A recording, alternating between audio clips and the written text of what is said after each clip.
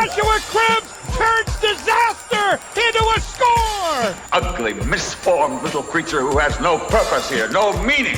I am a human being.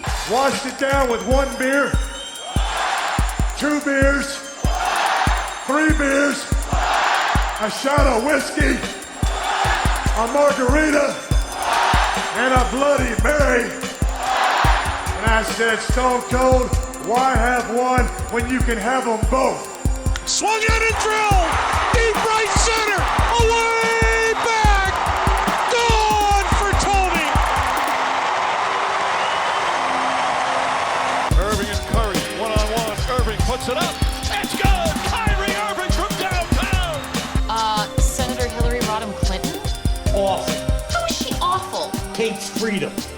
And now, Any Given Podcast with your hosts, Brendan Ward and Ethan Simpson. Iguodala to Curry, back to Iguodala, up for the layup! Oh, blocked by James! LeBron James with the rejection! Hello and welcome back to another fantastic episode of Any Given Podcast. I'm one of your co-hosts, Ethan Simpson, sitting here with Brendan Ward. And let me tell you what, we have a fantastic deal for you.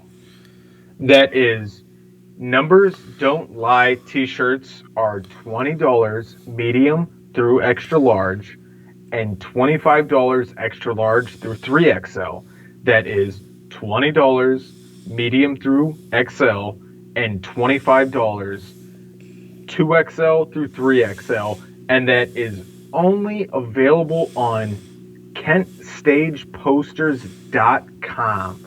What is that, Brendan?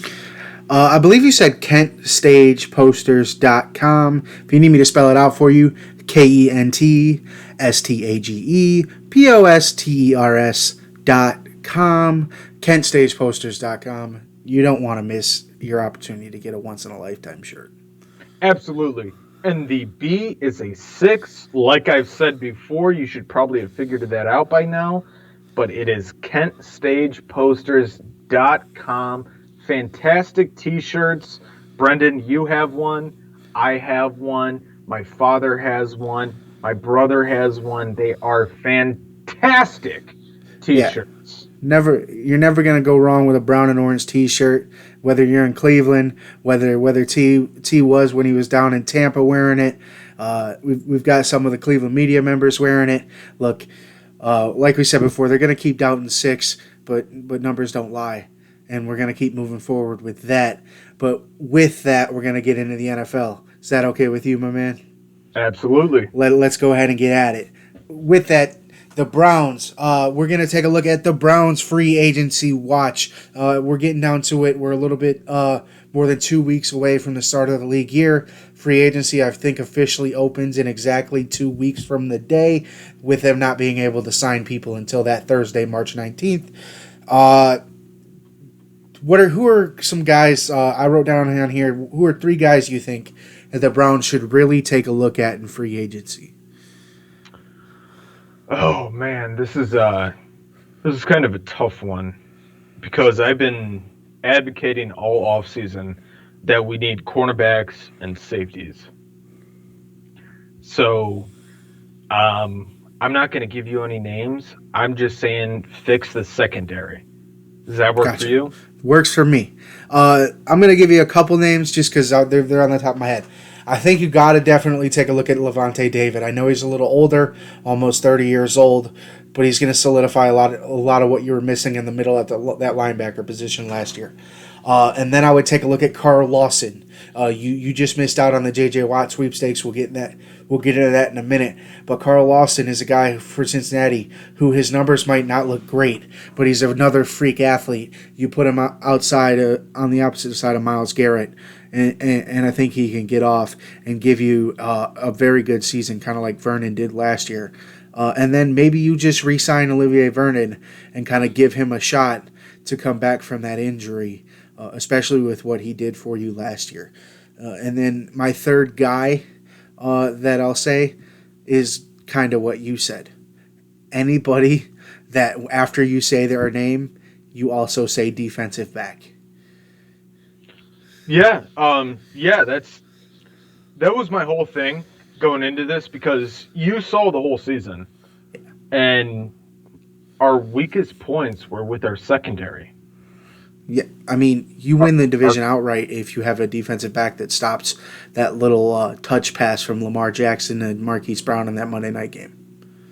Yeah, and what better way to do that? Instead of just drafting players and taking a chance, why not pick up some veterans who have shown that they can play that position throughout their whole career? And I do not want to sit here and you sell me on the fact that we're waiting to see just what Grady Williams and Grant Delpit are going to be. Because Grady Williams has played in a total of like 3 games. He's going into his 3rd year in the league. And Grant Delpit hasn't stepped foot on an NFL field yet. So I'm not going to sell my defense on those 2 guys being better next year. Now, I do think that those young linebackers can take a step forward, but I do think you need to bring somebody in to kick them in the ass to make that happen. Somebody opposite of Myles Garrett. Olivier Vernon was your guy last year. Do you bring him back or do you move on from him and bring somebody else in? I have no doubt that they'll probably answer that in free agency because living by the draft is how the Browns have lived for 20 years now. It's not worked. Yeah, I mean, besides the 2017 and 2018 draft, yeah, the Browns, they are batting probably 148 in baseball terms with draft picks. They're not hitting at all. But by all means, like I trust the regime that's there now, to an extent. What I'm saying is they need to build the draft. The draft needs to be backups, and if you find a starter, then you find a starter. But do not sell your 2021 season on the thought that we're going to find that starting middle linebacker in the draft. We're going to find that next great safety in the draft. Oh, and while we're at it, we're just going to mess around and grab a good wide receiver, maybe some backup line talent and defensive linemen all in one draft to make that happen. Free agency is a thing, and there's some glaring holes that I feel like there's some young guys you can put into free agency or some old guys that can fill gaps until your young guys are ready to fill significant roles. One of those guys being linebacker Kyle Van Noy from the Miami Dolphins, who was informed earlier Tuesday morning that he would be released by the Miami Dolphins heading into the season. So as soon as he is released, he's free to sign wherever he wants. So that's an option. But linebacker, anybody with LB or DB in their name is who they need to look at for me. Absolutely, and you know what? I think Kyle Van Noy would be a great pickup for the Cleveland Browns. I think with him kind of showing Taki and Wilson how to run the game, how to do it, because those two are young guys. Yeah. And young guys need a little help when they start getting into it. I think he would be fantastic. And speaking of the 2021 draft, Brendan, guess who just got invited to the 2021 NFL Combine? Who? Because that would be our guy, our first ever guest, Isaiah McCoy. Isaiah McCoy. Look, we've been telling you about this cat for a while. Wide receiver, a little bit, like we said, seemingly undersized, but he's not. Think everything Devontae Smith has without the exposure. He just did not play at Alabama. Over the top threat. You give him the ball near the line of scrimmage, and he's going to run. He's lengthy. He's fast. Doesn't surprise me at all that he gets invited to the Combine. No, and like you just said, we've been telling everybody, watch out for this guy. He's a great ball player. Maybe he's fantastic. It's all right, man. Maybe they'll finally give us our respect when Dustin Crum goes in round 1 or 2 next year. Exactly. That would be fantastic, because you know what? Right now, I'm 1 for 1 on calling who's going to be invited to Combine. I'm saying, and watch him go light up the combine, get himself a third or fourth round grade. Yeah, You know what I'm saying? Like absolutely. the MAC just, they play 3 games this year. Cat 4. They only played 3 or 4. Yeah, I think it was 4 or 5. 4, maybe 5. I was trying to do the math. Let's see. They played Eastern Michigan, Bowling Green, Buffalo. They played Akron.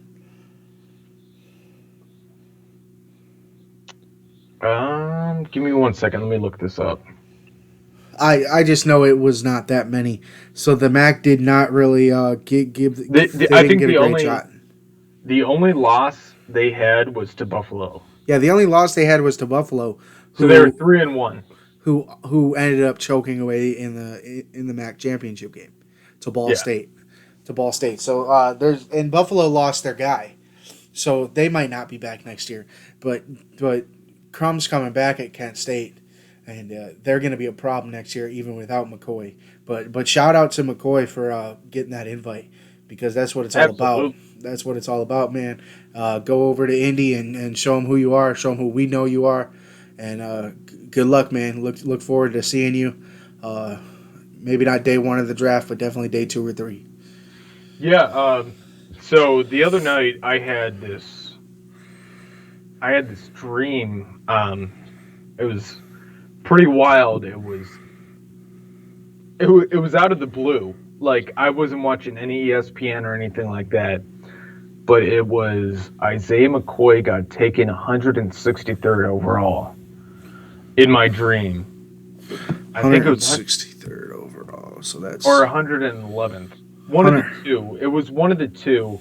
So in round 4. I think it was, yeah.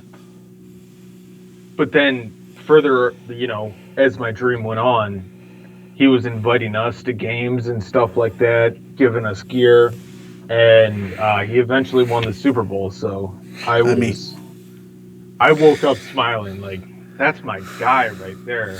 I will for 100% be part of that man's entourage. Oh, for sure, dude. Like, first ever guest on the podcast. I hope he succeeds. I really do, because you'd love to see it. Not many people think that wide receivers or MAC guys can succeed, but they can, and I think McCoy's next up. Because he's, what is he, 6'3", 180? Something like that? Yeah, he's slightly bigger than Devontae Smith. But with, to me, the same level of talent.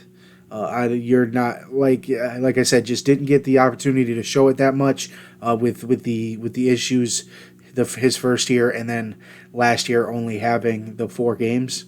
So, but in those 4 games and in the games he did play, I think there was like once or twice that he didn't score. And the one game earlier this year, if it weren't for a holding call, he'd have had like 3 touchdowns in a game. So just think Corey Davis just without the opportunity to play 4 full seasons. Or that's not a good comparison physically. I'm just saying, like, that was the last wide receiver that got enough exposure to shoot up. McCoy deserves that exposure. He just hasn't gotten it, unfortunately, and he will. I think the combine's it's gonna put him in a class with all those other guys. Just expect it, look for it, and when it does happen, come back to AGP, leave a comment, let us know we were right, because it's gonna happen. When he goes in there and runs a 4.5 or a 4.6 even, and catches every ball thrown his way and runs his route trees fantastically, we told you so. Just yeah, no, I mean, absolutely. I've been telling you and the viewers since September of 2019 that maybe even longer, bro. Because McCoy and Trump's the real deal. Probably since September 19, we started the show together, and in April of 20, So yeah, since somewhere around there, which is we've been trying to be on it, and they just got to give us that recognition. But we're gonna go ahead and get to the J.J. Watt thing now. Getting into that, we won't get too far into it because it's just kind of here or there. J.J. Watt does announce that he is signing with the Arizona Cardinals. It's going to be a 2-year, $31 million contract, $23 million guarantees. Watt did mention that he wanted to go to the best mix of where he can make his money and where he can contend for a Super Bowl. However, I feel that this signing just doesn't really fit that mold. It fits the mold of money, for sure. But if I had to pick between some of the teams that have been rumored to give him similar money, I think the Cardinals are at the bottom of that list. There were rumors that the Browns and Colts even offered more money, and he chose against that, but those rumors have since kind of been simmered down by people saying that that's just absolutely false. But if the Browns were anywhere in the neighborhood, I feel like you pick them. If Green Bay was anywhere in the neighborhood of Arizona, I think you pick them. Now, I think Arizona could be a good team next year, but that NFC West is, by all means, stacked. Seattle, depending on what happens with Russell Wilson, going to be a pretty good team. The LA Rams just went and traded for a guy who I think makes them a really good team. And they already have a really good defense. The 49ers, if they didn't have Jimmy Garoppolo at quarterback or don't have Jimmy Garoppolo at quarterback, could be a very fantastic team. So don't sit here and tell me that the Cardinals are all of a sudden going to come out of that NFC West, because if things bounce one way or another, they could end up last in that division still. Yeah, that was one of the weird things, because he was talking about how he wanted to make all this money and also win a Super Bowl, and then he goes with the Cardinals. But like you were saying, there's the Steelers, there's the Colts, there's the Browns, there's all these different teams out there, and he chooses the Cardinals, which I understand. You have Kyler Murray, he's a young quarterback, but DeAndre Hopkins as well, but what else do you have? I mean, Larry Fitzpatrick is going to be a Hall of Fame quarterback, but that was a little... What's up? You jumbled that a little bit. You said Larry Fitzpatrick's going to be a Hall of Fame quarterback. Did I say quarterback? I'm sorry. I meant wide receiver. And his last name is Fitzgerald. I just got to give you shit, man. All right. Moving on to the next topic. We ain't moving on to the next topic. Come on. What you got to say? Larry Fitzgerald is going to be a Hall of Fame wide receiver. There we go. And I don't know if this team has what it takes to win a Super Bowl. That's it. I mean, you got to remember they went to the Super Bowl against the Steelers 15 years ago. Yeah, right. But I don't know if this team has what it takes, because, I mean, when you have Larry Fitzpatrick under quarterback. Gotcha. Got me. Gotcha. Got me. Yeah. But no, when you have Kyler Murray under center and he's playing like he is, he's just undersized. I don't really know where to go from there.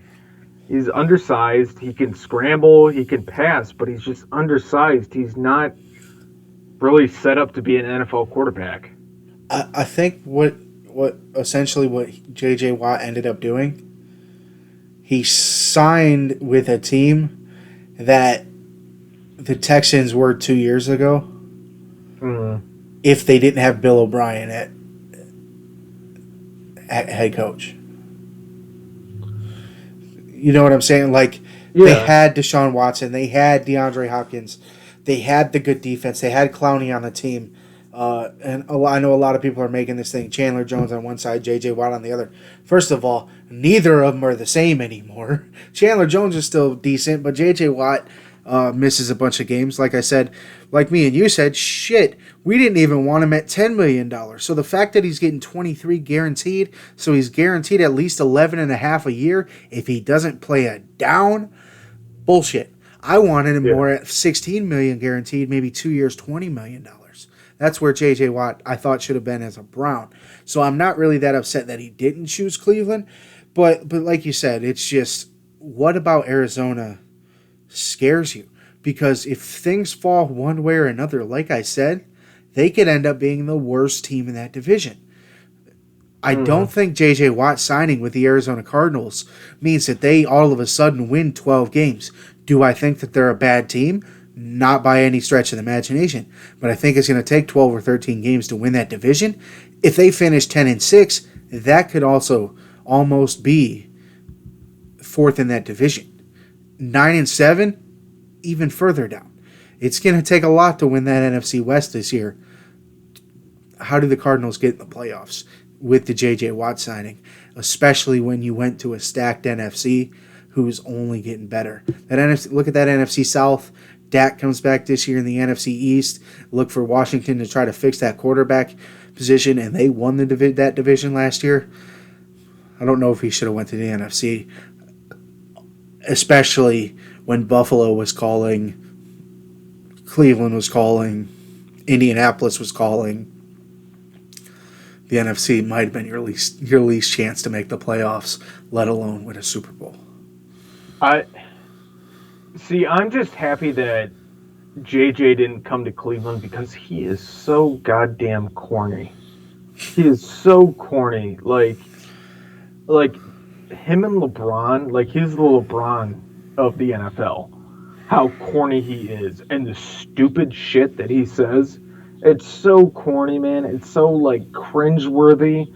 Like the picture of him lifting the weights wearing the Cardinal shirt and said, "Source me." Like, that is such a LeBron corny ass move. Like, no, man. Like, just be a fucking normal person.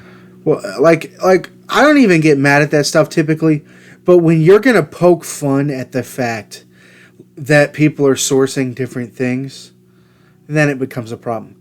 If you're doing a certain level of trolling, which he was, him and his brother were, he was doing different things, he was posting different things, doing a certain level of trolling, and then coming back and posting that and saying, "Source me, so believe this," instead of all that other stuff you saw. Dude, you were the one that was stirring up shit. Not us. You were. It takes me an hour to order DoorDash. I can't even pick where I'm going. Yeah. Shut the fuck up, man. So don't give us shit for tweet watching and shit. Like I said, I don't even tweet watch, but don't give people shit for tweet watching and coming with sources out of their ass like they're Sir Boat or Mr. Boat or whatever you want to call them. With random ass sources, because like I'm not even sticking up for the dude, but you're the one doing that certain level of tweeting and trolling and making people think about it, and your brother is tweeting, well, what's the secret code in this one and things like that. Don't start doing that. Like so let's move on to NASCAR because I'm over the football thing. They're just a bunch of cornballs from Wisconsin. Well, like, we could have used cheesy there. It'd have been a very good segment. I'm not gonna. No, they're cornballs. They're cheesy. There you go. They're cheesy from Wisconsin. Yeah, they're cheesy from Wisconsin. You got where I was going with it eventually. But let's get into NASCAR. What about that Dixie Vodka 400 on Sunday? Dixie Vodka 400 was looking good. I'm a little upset that my guy didn't pull through. Chase, I was rooting for you, but once I saw that 24 in the lead he had, and I was just like, all right, he's got 20 more laps to go. I even tweeted it. Number 24 has 20 laps to go.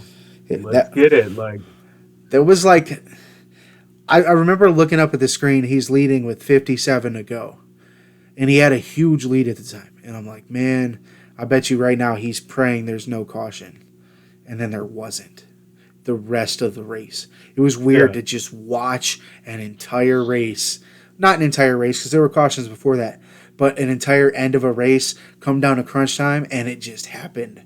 24 just kind of, it was reminiscent. You're watching the rainbow 24 car go around just dominating a race and dominating a race. It was pretty it was pretty cool to actually watch.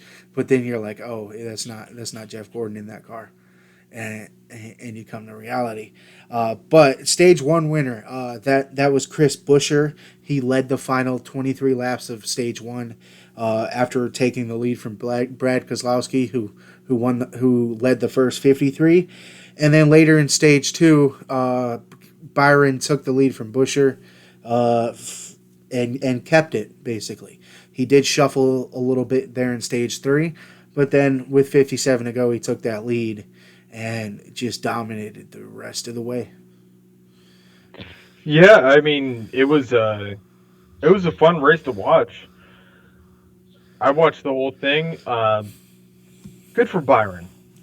Good for him, yeah, right? Yeah. He's actually seemingly starting to get himself up there with some of the mainstays. I think he won 2 or 3 last year, and then now he's won one of the first 3 this year. So he's starting to get up there with Logano and Harvick and Keselowski and some of those guys that just continuously are up there near the top. Shout out to Michael McDowell, who continues to stay around the top 10. But Elliott did struggle on Sunday, man. Yeah, I saw that. It's a shame. I'm rooting for Elliott just because I always like Bill Elliott. His son comes in. He's driving the 24 at first. Yeah. And then he goes to number 9. And you know what? He's a good kid, great racer. So, of course I'm going to race.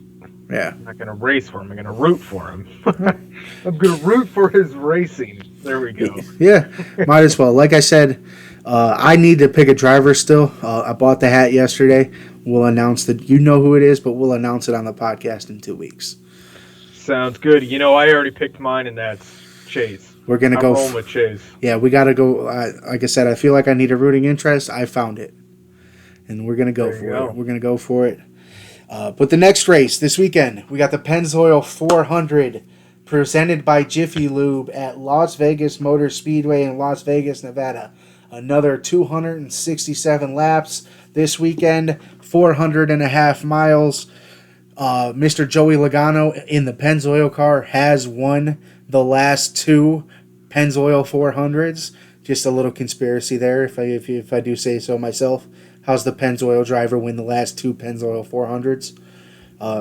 Just asking for a friend, for a conspiracy theorist friend in my head. And then I thought it was kind of a little cool note here.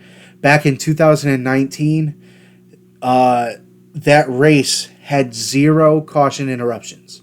It was the first of its likeness. So what that means is 0 stoppages at all for debris, weather, anything like that. It was the first of its likeness since 2002 Fall Talladega, and there hasn't been a race since that's gone without a caution. All right. Who do you have taking this race? Who do I have? I mean, it's really hard. It's going to be hard to pick against Logano, right? But it's really hard to three-peat too. So give me Byron to win 2 in a row. You're taking Byron to win 2 in a row? Yeah. All right. I can see that. For the Pennzoil 400, I'm going to take... oh, man. This is actually... Yeah. I didn't really think about this one. You know what? Give me Austin Dillon in the 3 car. Austin Dillon in the 3 car. All right. Yeah. So I mean that's very possible. He's been running pretty well too. So has Tyler Reddick in the 8 car. They've been up there as well. It's very possible. I don't know how well too many people run on this track. I just kind of looked at like past winners and things like that. Logano won the last 2. Before that, it was Harvick, then Keselowski, then Harvick, then Kyle Busch. All right. Speaking of that, Kyle Busch, 175 East Main Street in beautiful downtown Kent, Ohio. At the historic Kent Stage, 44240. You can find me here. I'm still waiting for the fight. he's still advocating for the Kyle Busch charity. I'll fight his brother just for the hell of it if we want to do like a full card. You want to fight Kurt? Why I'll not? fight Like, Kyle. I don't even dislike Kurt, but or we could like handicap match against Kyle just for the We fun do of a it. tag team. Yeah, we'll do a tag team Do a match. tag team. The guys of the Kent stage versus the Bush brothers. There you go. I mean, you don't even have to fight. I could even ask Ian. We could do the Simpson brothers versus the Bush brothers. One night only. Ken, Ohio. Ken, Ohio. One night only. One night only. Ken, Ohio. We'll put it on the marquee.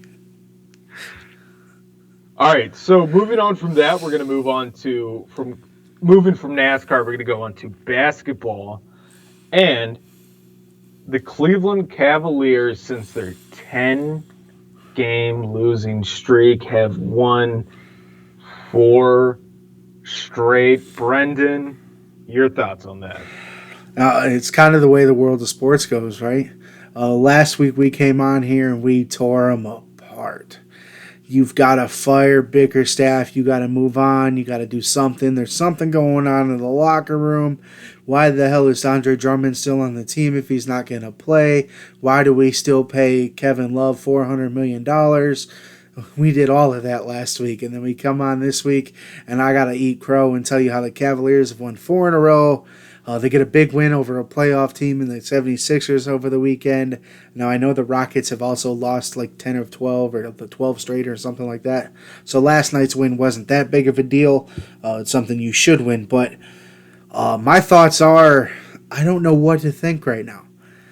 Because I cannot just dismiss the fact that I watched that team over the last 10 games just not show up and not really look like they deserve to be on an NBA court, maybe a G League court, but definitely not an NBA one. And then they come back and they start winning games against big-time teams. So did the break help?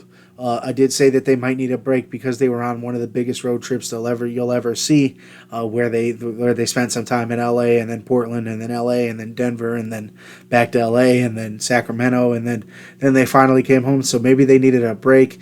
Maybe practice time helped them. But I really just don't know what to think about the situation. Are they a good team? I believe they can be, but those road trips are a big part of the NBA. The Cavs have went on them every single year, including while LeBron was here. So it happens every year. We cannot have them losing 10 games in a row and seemingly make it look like the Cavaliers just do not have a sense of direction in this rebuild, because it had a lot of people thinking that what are we doing? We are the worst team in the NBA, when really they could be a borderline playoff team if they get their shit together. Yeah, I don't know what was going on with that 10-game losing streak, but I can just say that I think it lit a fire under their ass. After losing all those games, these guys were like, what the hell are we doing? Yeah. And so they came back. They've won 4 in a row. Good for them. Not the prettiest wins, but overall, they're winning games.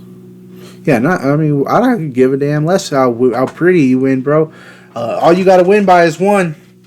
And that's all it's about, is switching that number from 0-1 to 1-0 every single day. And that's fine. That's what I need them to happen. If it means that a fire got lit under their ass and that's what we had to do, that's what they had to do. I think they needed practice time. Like I said, they needed that break, and they finally got a 3-day break, and it's showing. It's showing big time. Sometimes young people, especially in the NBA, need that mental just release from the game of basketball. Ask Kyrie Irving. That man takes a break every 2 days. And he'll fight you if you make fun of James Harden.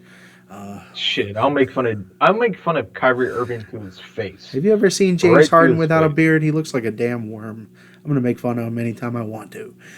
Got no chin. Yeah, he's got no chin, bro. He looks like a worm. So yeah, at least I got a. Yeah, at least he got a At jaw. least I got a chin. Yeah, at least he got a jawline. But I thought that was funny. That's why I threw it out. But yeah, maybe they just needed that mental break because it did. I wrote on here, did they find themselves or did they just need that break? Like I said, 10 games, all playoff teams they had to play. They played in LA, they played in Phoenix, they played in Denver. All very good teams. Phoenix is no joke. They got to play the Lakers Tuesday night. And I wouldn't be surprised if Phoenix wins because the Lakers aren't going to have AD back until after the All-Star break. Yeah, which is a shame. I mean, don't get me wrong, it is the Lakers, yada yada, but AD is a fantastic player. Excuse me. I wonder if we're tired. I know it's starting to get late, but he's a fantastic player. It's just, I don't know. I'm a Phoenix guy. I've been to Phoenix multiple times. I love Phoenix. Phoenix is a fantastic city. Never been to LA. Don't really care to go to LA. So I'm always going to root for Phoenix, just like I root for Tampa when I'm not rooting for Cleveland. No, yeah, it's not even like about the rooting thing. I'm just saying, like, for me and you, that game's on at 10 o'clock tonight. We're both already sitting here yawning. But we might decide to stay up and watch it if it was a full Lakers squad versus a full Suns squad, especially when you've got LeBron and AD teaming up against Booker and Ayton. Now you're just going to have Booker and Ayton playing LeBron, and no knock on LeBron, it's hard to win a game when you're the only star. Yeah, we saw that in 2015. Yeah. And people seem to forget that were the case. Yep. And then so I'll die on that hill that Steph and all of them only really deserved. Did they though? Did they deserve any? What? Maybe 2018 because the Cavs completely capsized and LeBron quit on the team. We didn't really have a shot in that one, but like you said, 15 only LeBron. 16 we fucking won. 17 you loaded up. 18 you were still loaded up, but we just didn't have a shot. Period. Right, and then like I said, LeBron quit. Yeah, it was halfway through the. Not even halfway. After game one. Like at the start of the fourth quarter. After game one, it was over. Yeah. Whatever. All right, so you want to move on? Yeah, we're going to stretch this baseball thing for about 15 minutes. All right, so we're moving on to baseball. Former Indians pitching coach Mickey Calloway. Mets coach. Now he is with the Angels. Has already been suspended by his current organization, the Angels, is once again in hot water, this time bringing the Indians with him. The hot water is he was sending nude pictures to female reporters, asking them for nude pictures back, just being vulgar, this, that, and the third, just something you don't do in general. You don't act like that.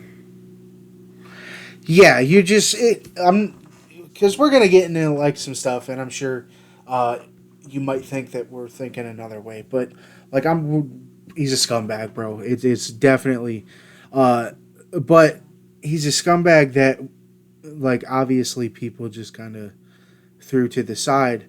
I read a story earlier that his nickname while he was with New York was Dick Pic Mick. Yeah, I saw that. Like. What? Yeah, that's all I could think about that. Like you said, terrible. If when doing this shit is just disgusting. It like vulgar, terrible. Makes you just a terrible human being. But he was being rewarded for it in New York. So the article that came out today. Worst kept secret, what the Indians MLB really knew about Mickey Callaway's behavior. That is on The Athletic by Brittany Ghiroli and Katie Strang. It details 5 women who have since came forward since those allegations and basically said that the Indians organization knew. Up to and including Francona, Chris Antonetti, and both of the Dolans. like we already said, we're not denying that this is just a very scummy thing to do. I feel like it's very hard to look past it. I'm going to let you kind of do the talking while I find my words.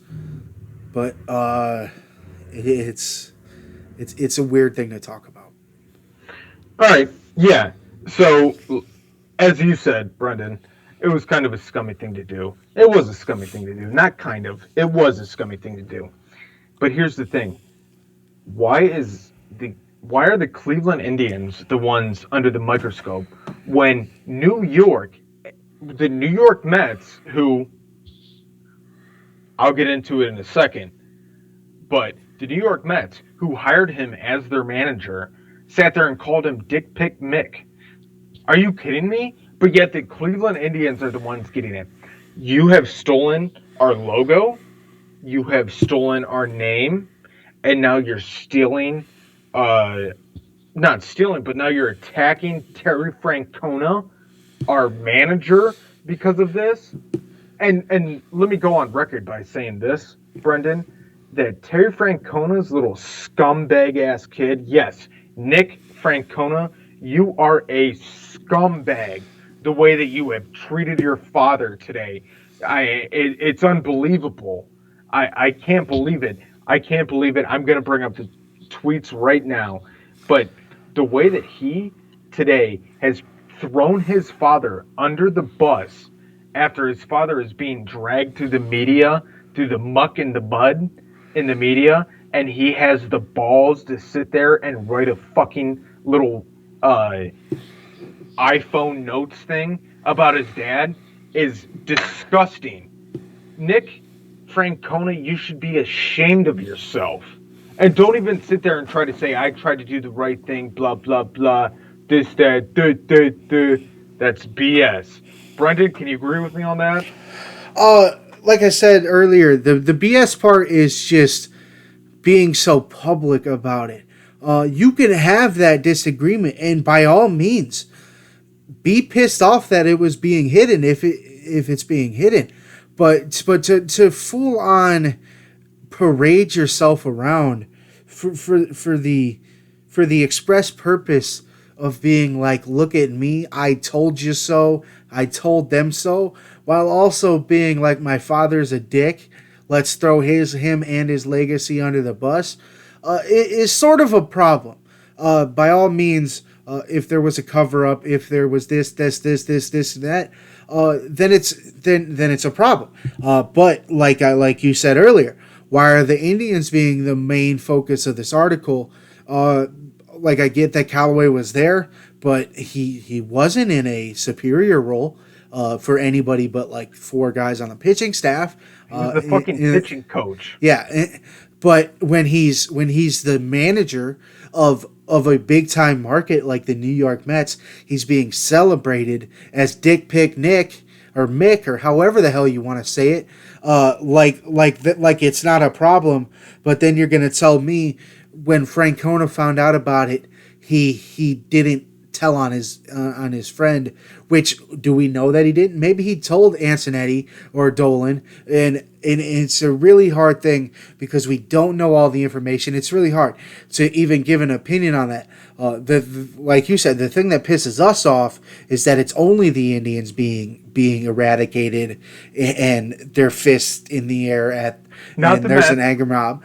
The Mets, not the and Angels. And I get the Angels suspended him, but the Angels hired the guy after the Mets fired him for him having a terrible attitude and a bad reputation.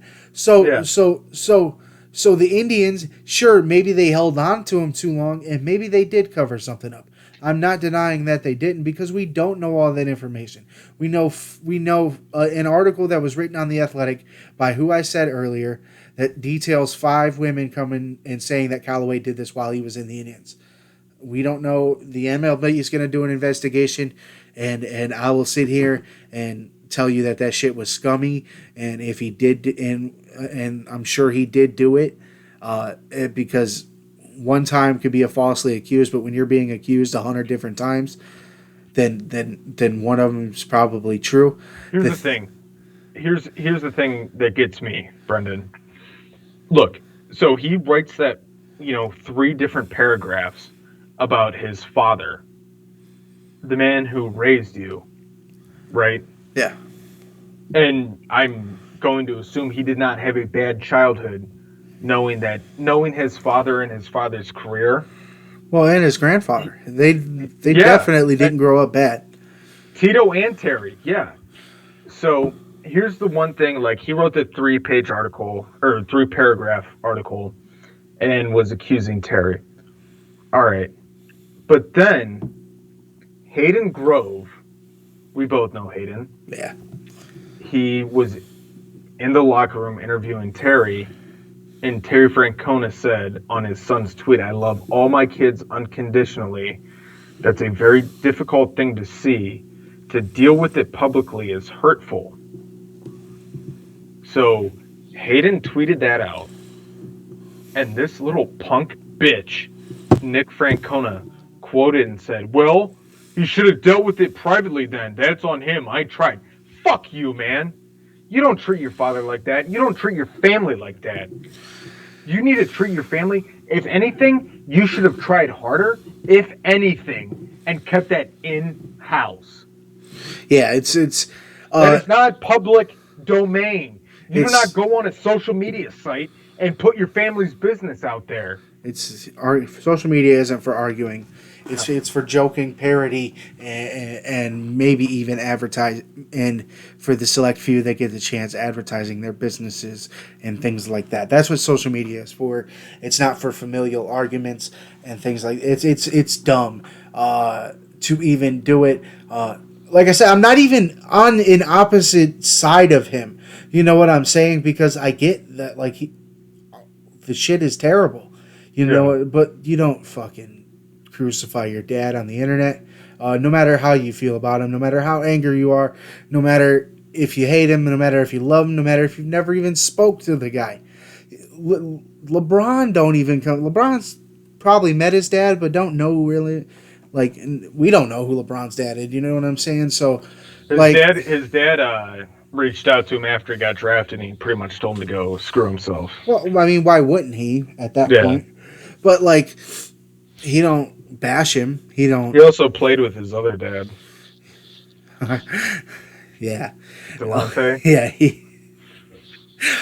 But, like, even, like, maybe LeBron's dad wasn't the best, but, like, you don't see LeBron and Gloria up there fighting about Delonte back in the day. You didn't see that. You just don't see, like, Patrick Mahomes' mom will yell at people, but you don't see them yelling at each other. Mm-hmm. Anybody that has a problem, social media is not the way to express yourself to find the solution. If anything, it's just going to stir up a shitstorm, especially when you're in the public eye like that. So I'm not going to call you a punk. I'm not going to call you a bitch. I'm going to say, Nick Francona, welcome to your 15 minutes of fame. I hope you'd enjoyed it at the sacrifice of your father, because now, if it comes out, he's probably going to end up losing his job, and you only made that even that much closer by pissing him off, the rest of the masses and whoever there's the angry mob for its pitchfork. Like I said, I believe Francona probably told somebody that was higher up than them and expected the solution to be what they felt the solution was.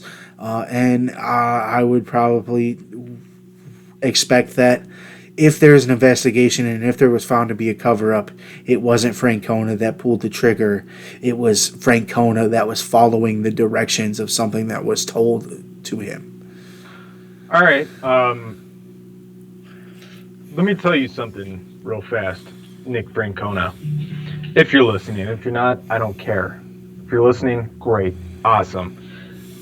You might be lucky that my co-host, Brendan, is so understanding and forgiving, but I'm not. I'm not. You are a punk.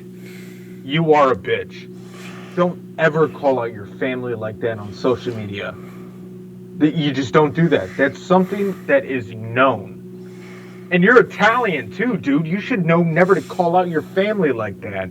Come on, man. And let me tell you something else. You can catch me at 175 East Main Street, beautiful downtown Kent, Ohio, the historic Kent stage, because I am willing to fight you over your father's legacy. Because you know what? I got right here, right in front of me, your father's signature right there. And I'm willing to fight you over what you said about your father. I don't care. I don't care. Let's put it on pay-per-view. Because that was a punk-ass move. And moving on from that, you know what else was a punk-ass move? Francisco Lindor telling the New York media that Cleveland fans were, quote-unquote, lazy for using the term Frankie instead of saying Francisco. Dude, do you just want Cleveland to hate you? Like, you could have had it all here. You could have had everything you wanted here. This could have been your fucking castle in Cleveland. But no, you decided to burn it down to go to the Mets for some stupid amount of money. Be gone. Yeah, very, very just burning bridges. Just why? Go. Yeah. Just go. You're gone. You're there. You got it. Right. You're like, just go.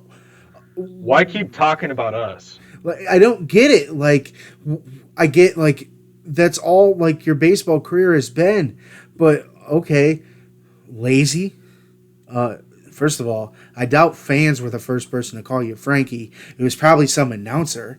You know what I'm saying? And we were like, oh, well, if they're going to call him Frankie, that's what we should call him.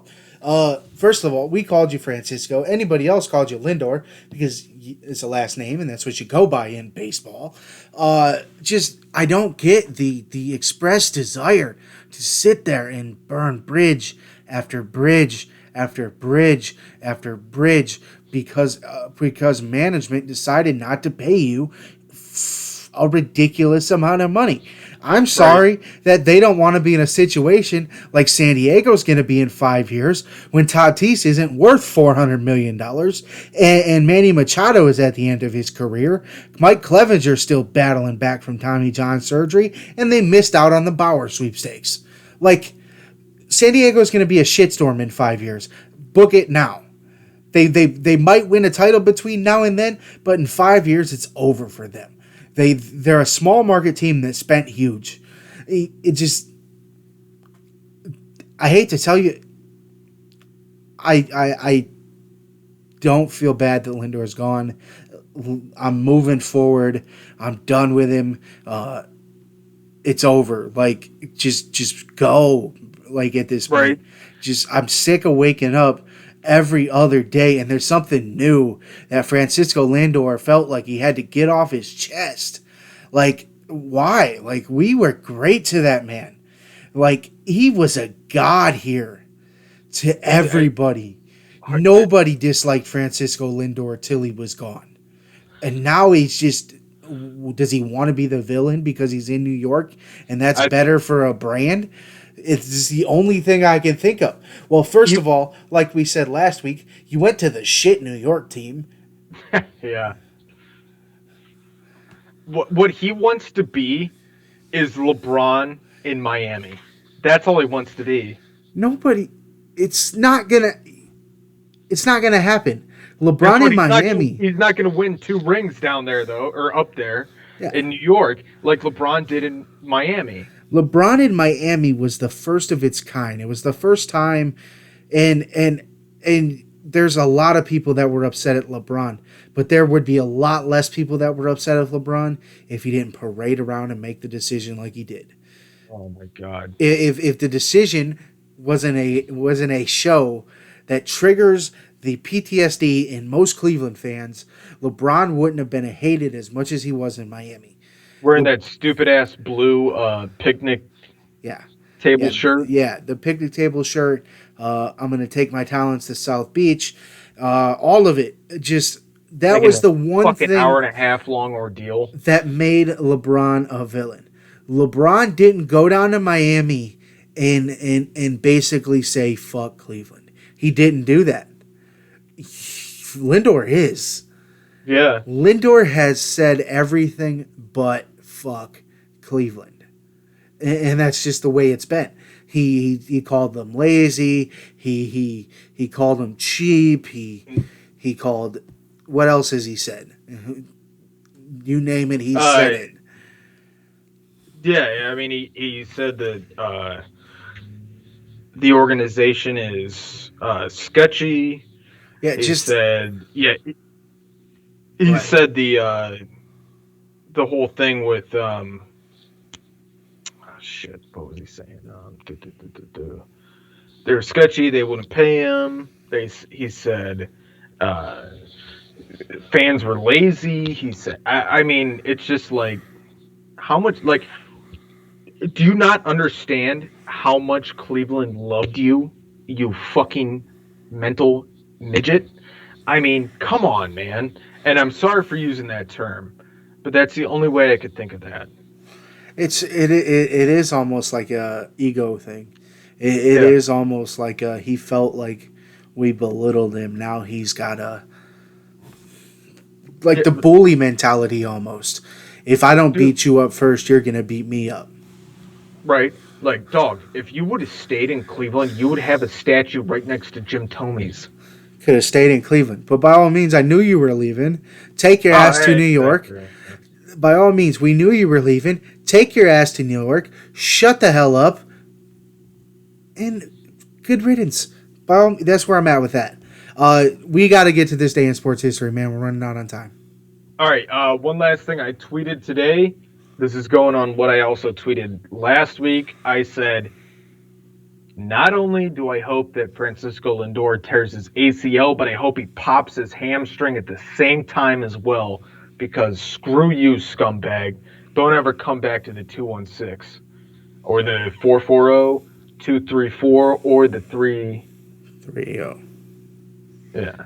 That's yours. The only one you forgot is yours. I forgot, yeah. 330. 330, 216, 234, and the 440. Don't come back, scumbag. All right. So moving on to this day in sports history, we have March 2nd, 1962. Philadelphia center Wilt Chamberlain scores 100 points, most by any NBA player ever in a single game during the Warriors' 169 to 147 win over the New York Knicks in Hershey. 36 of 63 from field, 28 of 32 from the free throw line. That is Wilt Chamberlain, Wilt the Stilt Chamberlain. I mean, fantastic basketball player. I don't know how he could play nowadays with this new regime that they have going on in the NBA, but I mean, those numbers pretty good. It's a very bad time to be a big man in the NBA. It's so it'd be a little difficult for him unless he had a pure jump shot. But it's incredible, right? Like it hasn't been done since. Wilt is I feel like one of the most underappreciated legends of all time. You start getting into top 5 conversations, you get into Magic, you get into Jordan, you get into Bird, then you get into Kobe, then you get into LeBron, then you get into Kareem, and then you get into Shaq, and then you get into Stockton and Malone and Barkley. And you stop and you don't really think about Wilt. But Wilt is one of the best to ever put on a pair of sneakers and play the game of basketball. Absolutely. And the crazy thing, too, is they scored 169, which means he scored the 100. The rest of the team scored 69. That's wild. Outscored the whole team. And they beat the team. What did the other team score? The Knicks scored 147. Yeah, so he almost beat the entire other team by himself. Yeah. Shit. In today's NBA, some teams don't even score 100 points. So if one player scores 100 points, he could potentially beat a team by himself. So like it's just ridiculous to think about. And like I said, one of the most underappreciated legends of the game of all time. Absolutely. I mean, like you said, a legend, underappreciated. I mean, obviously he's gotten the credit where credit's due. Obviously being in the Hall of Fame and all that stuff, but yeah, he definitely was underappreciated during his time. Oh, for sure, without a doubt. Is that all you got for us today? Yep, that's this day in sports history. Where can I follow you, my man? They can follow me on Twitter at ETHSimpsonCGOD. That's ETHSimpsonCGOD.